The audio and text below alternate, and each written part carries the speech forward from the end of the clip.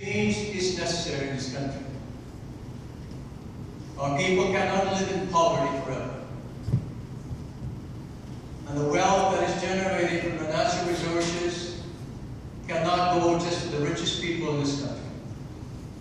We know this. We know this. But how do we convince Canadians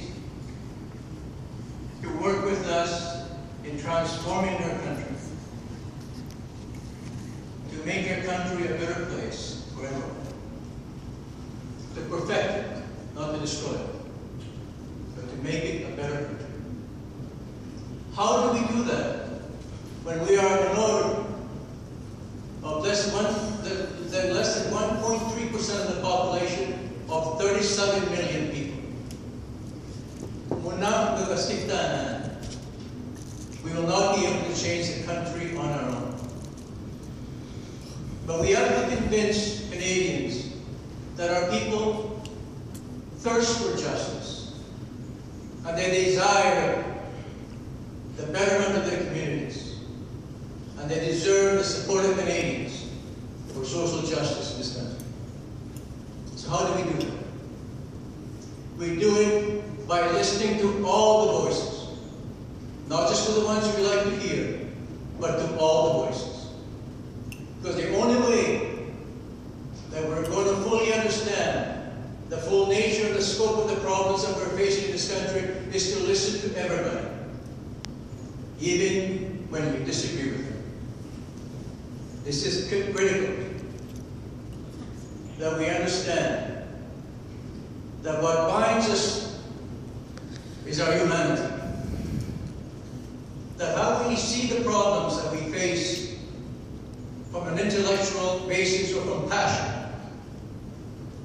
is not what unites us. What unites us is our common humanity. That is where we have to go. What do we share together in terms of hopes for a better life? Well, for one thing, I don't want development at any cost. I lived in a community where that was done to my people. This is why I got involved in politics, so that would never happen again to another people in this province.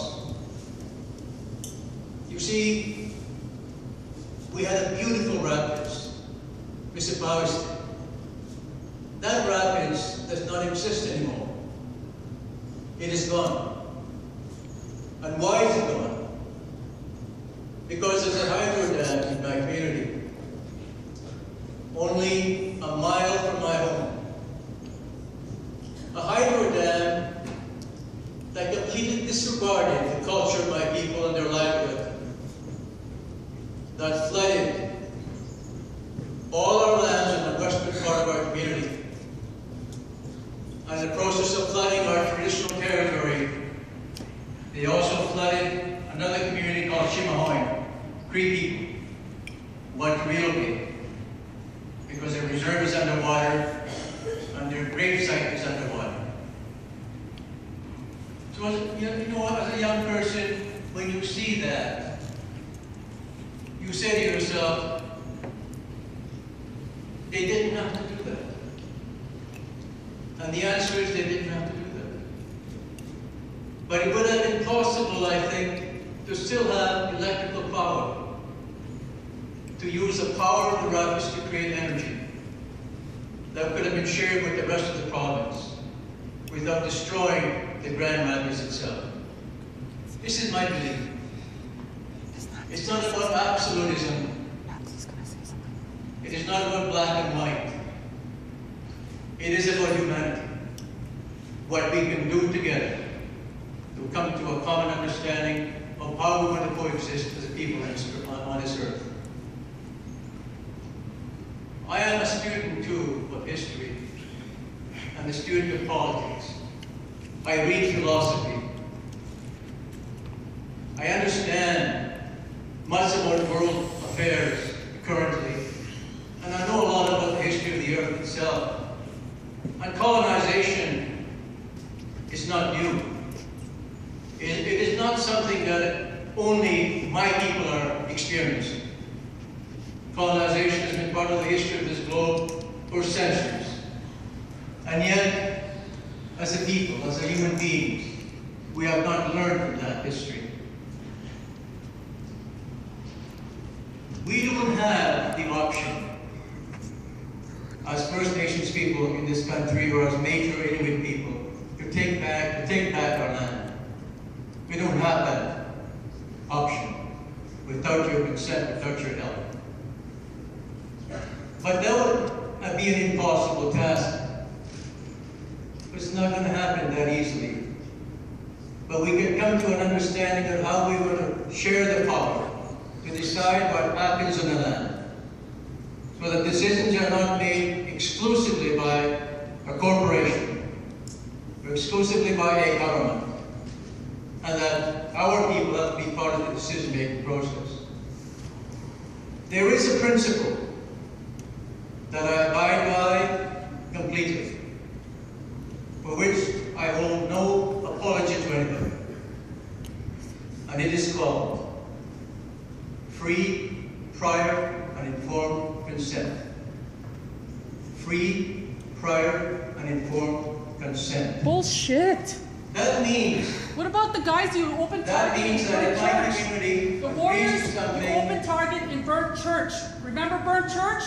You open the doors to the Warriors. So what you're saying to the people now is you're lying. How dare you lie, Ovide? You're a Cree man. You have grandmothers. You have great-grandmothers. And you have grandchildren. Don't you love them? How can you lie there and stand there? We have a message. We have a message for you from Toghestiy and Freda. She has a message first, and then we'll leave. She has a message to give you, but you shouldn't lie to your young people. Let her give you a message, and we're out of here. Because you're lying to our people. What I am saying to you is this. That it is true I was involved in Burnt Church. Yeah, and you opened target to our Warriors. And I was there to help the people, to save them from any harm. And you know that. No, that's not true. The people in Burnt Church know what my role is, and they respect me for it. I don't apologize for being a peacemaker. That is who I am. Don't clap, don't clap, don't clap. Please don't clap, don't clap. Ovide, she has a message for you. Please let her give you the message. I spoke with you for a good hour and a half, pleading with you to think about our future generations and telling you, and the end of it you said, is you think it is so easy to say no. I have a message, a direct message from the Hereditary Chiefs of Unist'ot'en people will stop all attempts from pipeline companies, colonial governments, and their sellout employees from bringing tar sands, bitumen, or fracked gas onto our lands. We have ancestral integrity which guides us and which will help us ensure that we make the right decisions to protect our lands for all of our unborn generations. We will hold all of these accountable for attempting to enable destructive agendas to take hold on our sacred lands. We will use our traditional governing systems, the colonial courts, the grassroots, Indigenous people, and media to make everyone associated with pipelines, tar sands, and fracking activity from affecting our unceded lands. We are armed with our indomitable spirit and 2 Supreme Court Canada decisions and will use them against any more aggressors on our unceded lands. Consider this a warning for attempting to trespass on our homelands. We have defended our lands for countless generations and will stand up like our ancestors have to ensure that we are never viewed as weak in the eyes of our ancestors, our children. Freda Huson, spokesperson for the Unistoten people and Hereditary Chiefs, Toghestiy of the Likhts amisyu clan, the Unist'ot'en Nation, and one of the coordinators for Unist'ot'en Camp. This is not exit. Exit is when our own men stop you being a ghost person. This is what the elder from Malice territory told me to say. That you are ghost people. You have no soul left. You talk all nice and flowery and that, but you're ghost people. I'm sorry for you. Thank you for that message. But I will wait for that message.